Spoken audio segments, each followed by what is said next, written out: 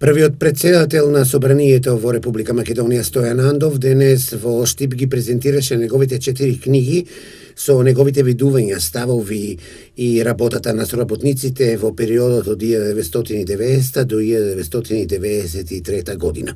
Повод за овој настан е публицистичката, мемуарската и книжевната дејност на истакнатиот општественик.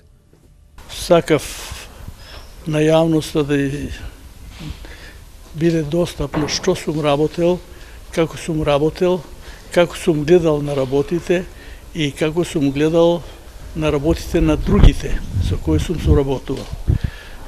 Мислам, оти тоа е неопходно, бидејќи јас не работев некоја работа која секојдневно се случува, туку во едно драматично време бев председател на Собранието,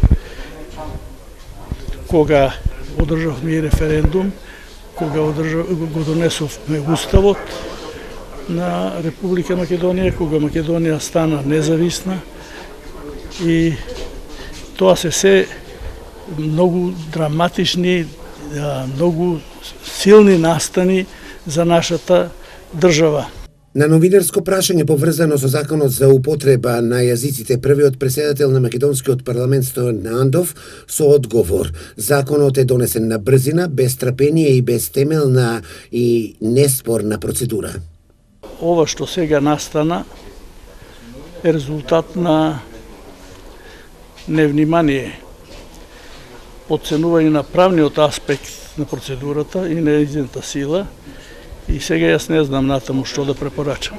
Што се однесува до дилемата кој нарушил процедурата при донесувањето на законот, председателот Иванов или собранискиот спикер Андов со став дека ова е комплексно прашање кој опфаќа анализа пред се на феноменот или институцијата на амандманите. Ако не се расчисти тоа прашање, не можеме да знаеме дали председателот на државата или премиерот го ја прекршил процедурата. Тоа треба да се знае, а тоа треба повеќе објаснување и сега не е прилика јас тоа да го правам. По однос на прашањето за преговорите за името, ја поддржува досегашната политика на премиерот и министерот за надворешни работи во делот на јасно дефинирање на нашите ставови и предупредувањата што не можеме да прифатиме. Ако останат на таа линија која сега ја имат, ако не се поколебат тоа, мислам че имат важна историска улога во нашата иднина.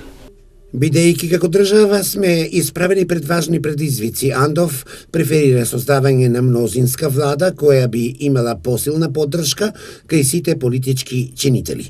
Инаку поздрана реч на средбата денес со Стојан Андов имаше градоначалникот на општина Штип Благој Бочварски, а за творештвото на Стојан Андов говореа писателите Раде Силјан и Блаже Миневски, како и публицистите Љубомир Гајдов и Љупчо Арсовски.